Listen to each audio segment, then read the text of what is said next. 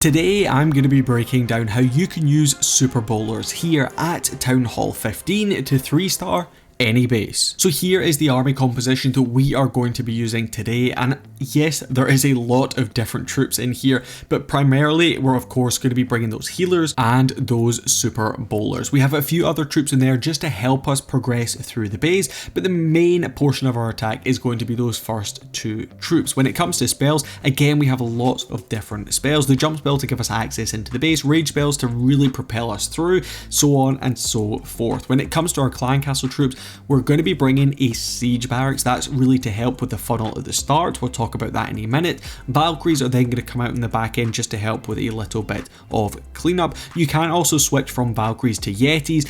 Super minions actually work really well coming out of that siege barracks a little bit later on in the attack as well, but that is totally personal preference. When it comes to our 4 heroes, this is going to be what we are bringing equipment wise, but again, like I always say, you can bring whatever you feel is going to work best. So jumping straight into the attack, let's dive into it. The first thing we're going to be doing is coming in with a bit of a Grand Warden Walk, and the first thing you're going to want to make sure you do, set your Grand Warden to ground. The amount of times I have seen people try to do a Grand Warden Walk and the Grand Warden is still set to air is honestly starting to become funny. So definitely make sure you go ahead, set him to ground, and then we're going to drop him down on one of these corners. Your 5 healers are going to come in behind. You can use a Coco Loon out in front to test for any black bombs. Basically what that means is drop down one balloon and you're looking for it just to pick up any seeking air mines if at all possible, just to hopefully protect up your healers a little bit.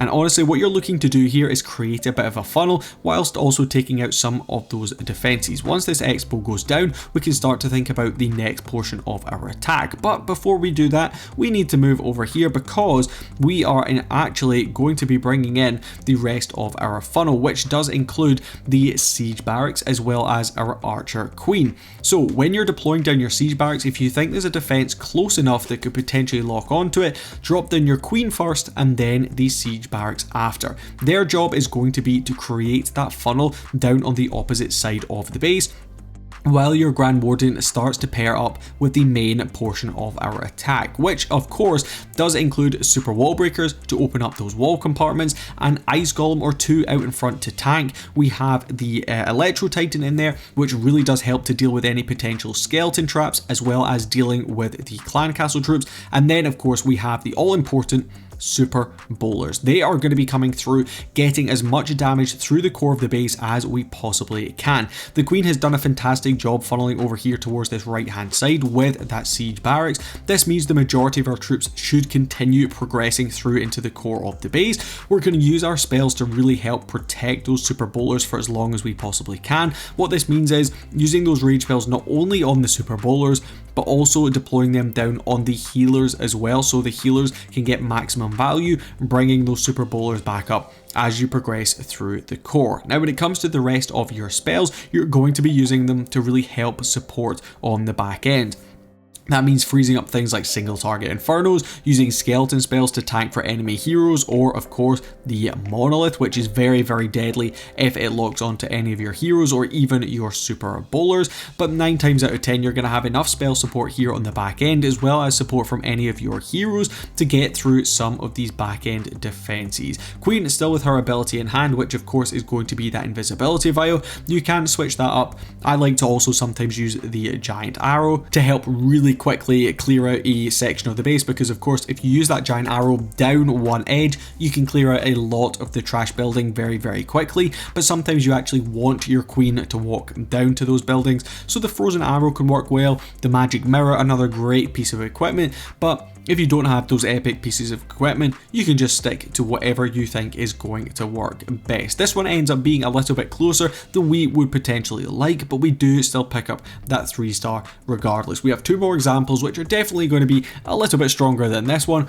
If you would like to pick up the link for this army composition, it is as always down in the description below. Moving on through to that next example, we have a centralized town hall, but we're going to approach things absolutely the same as previously. Sometimes these compact base actually work really well for this strategy, because the triple bounce from those super bowlers, you can just end up getting so much value. We're going to use a baby dragon over here, even if it's just to clear one building, that is going to be enough for us. We want our queen and our siege barracks to walk up kind of this direction. We definitely don't want them to come into the core, because their job, their one and only job, is to create a funnel. Grand Warden, once he is finished taking out some of these structures over here, he can clear out that air defense, and then we can start thinking about getting those super bowlers in. Ice Golem going to be going out in front, super bowlers also coming in. Like I said, Electro Titan, really beneficial on these type of attacks. It just teams up with the rest of those troops very nicely. All the meanwhile, we do have the Queen, of course, going alongside the P.E.K.K.A.s and the Wizards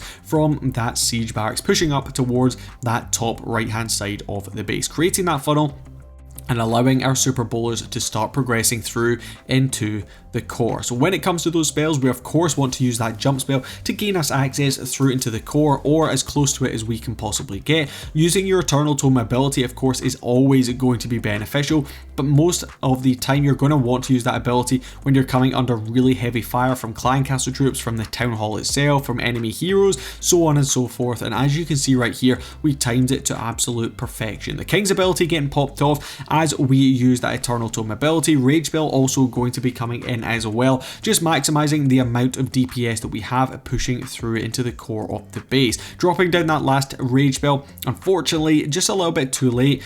If the healers don't quite lock onto your super bowlers, as you can see what happened here, they kind of stuck on the queen for the majority of the attack.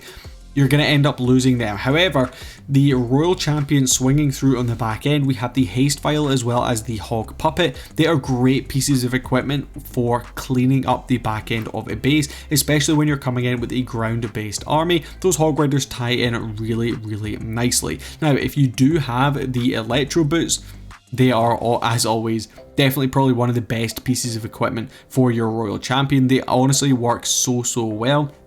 I would potentially drop the Hog Puppet here and bring the Electro Boots, but again, it's totally personal preference, whatever you think is going to work best. Any potential cleanup troops you may have, go ahead, drop them down as and when you need to. Just make sure you don't go ahead and time fail, because as with super witches, this strategy can sometimes be just a little bit tedious, a little bit slow, so bring those cleanup troops just to make sure you don't end up coming in with a time fail. But we do have a time for one more example, so let's jump over and take a look. So that third and final example coming in against a more diamond style of base, again kicking off on a corner of the base. I've seen people try to do Grand Warden Walks on a flat section of the base, and honestly, I would never really recommend this, because your Grand Warden's going to be pretty unpredictable, whereas if you funnel out a corner, you're always going to be able to take out one of these compartments, and then you can just direct him through into a flat side, which makes life much easier for progressing through into the base. Luckily for us right here, we're able to take down a scatter shot nice and early on, which is really going to benefit us. Letting that Grand Warden do his thing, as soon as we see what direction he's walking in, we can go ahead and get the rest of our troops in, and of course we can create the rest of that funnel. Siege Barracks in combination with our Queen, as always, going to be pushing on through. Nice and early on with some of our spells here. You will see that Eternal Tome ability coming in as we progress a little bit further in towards that Town Hall. We did drop down the Skeleton spell to tank for that Monolith, because like I said earlier, if that Monolith locks onto some of your key troops, whether that be your heroes, whether that be your super bowlers, it really can cause you some potential issues. Dropping down that poison spell, trying to help us get through those enemy clan castle troops, because as you can see, those rocket loons are actually decimating our super bowlers as we progress through into the core. But the heal spell, the healers under that rage spell getting some really nice value. Actually kind of got a bit of an Electro Titan walk going on in the core right there, just trying to get as much value as possible. But it looks like it's going to be up to our heroes here on the back end of this one to tidy up the remainder of this base. We do have still a few troops here to potentially support us on the back end. Dropping down that King's ability right there should hopefully help us get through some of these more heavier defenses, like the Inferno Tower, like the Tesla farm, that popped down on that bottom section of the base. Healer's able to transition over through onto the Royal Champion. Queen is still doing her thing with her ability in hand, which is very important to try and get through this single target Inferno on the back end. Couple of spells still to help support us, but this one should be wrapped up with another 3-star. We didn't actually end up using those super wall breakers, which we brought into the initial portion of the attack. That's because we kind of went straight in towards the town hall, which had all of these open wall compartments. So as always, you can adapt this army if you need to. If you see that you don't have a need for a certain troop or a certain spell, you can switch it up as and when you need to. But that does bring us to the end of this video. Hopefully you guys found it helpful, and hopefully you're going to be bringing in lots of 3 stars with this strategy.